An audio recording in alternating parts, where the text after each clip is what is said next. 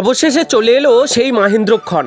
আমরা বেরিয়ে পড়লাম জগন্নাথধাম পুরীর উদ্দেশ্যে। তবে ছোটোখাটো পরিবার নয়, আমরা যাচ্ছি 43 জনের এক বিশাল বাহিনী। হাওড়া স্টেশনে তখন সাজ রব। ট্রেন প্ল্যাটফর্মে আসতেই সবার মধ্যে এক টান উত্তেজনা। যে যার ব্যাগ সামলে চটপট নিজের সিট খুঁজে নিতেই ব্যস্ত। সবাই গুছিয়ে বসতে না বসতেই ট্রেনের সেই চেনা ঝিকঝিক শব্দ। আমাদের যাত্রা শুরু হলো। ট্রেনের জানলার ধার মানেই এক অন্যরকম অনুভূতি। ট্রেন যখন বিশাল সব নদীর উপর দিয়ে ব্রিজ পার হচ্ছিল, সেই দৃশ্য দেখে মনে হচ্ছিল প্রকৃতি যেন আমাদের স্বাগত জানাচ্ছে। একটার পর একটা ব্রিজ পার হয়ে যখন আমরা ওড়িশার ভেতরে ঢুকলাম, জানলার বাইরে ধরা দিল অপরূপ সৌন্দর্য। দূরে ছোট বড় পাহাড় আর সবুজ বনানী, সব মিলিয়ে চোখ ফেরানো যাচ্ছিল না। 43 জন একসাথে ট্রেনের মধ্যে আড্ডা, গান আর বাইরের এই দৃশ্য উপভোগ করতে করতে সময়টা যেন কখন কেটে গেল বোঝাই গেল না। অবশেষে দীর্ঘ প্রতীক্ষার অবসান।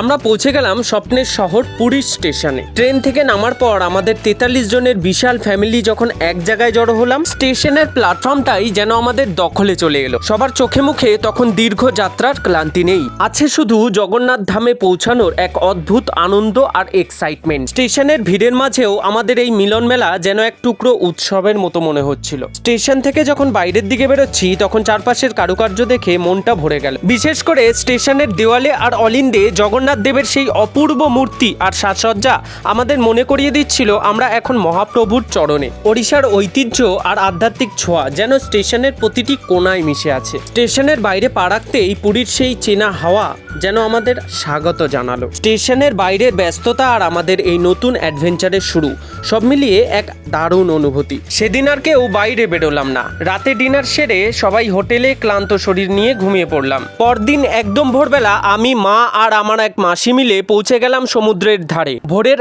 আলোয় সমুদ্রের সেই গর্জন আর বিশাল ঢেউ, যা দেখে আমরা সবাই আনন্দে আত্মহারা। তবে সমুদ্রের পাড়ে আমরা ঠিক কতটা আনন্দ করলাম আর কি দেখলাম, সেটা দেখতে হলে অপেক্ষা করতে হবে পরের ভিডিওর জন্য। খুব তাড়াতাড়ি আসছি ভিডিওর পার্ট 2 নিয়ে।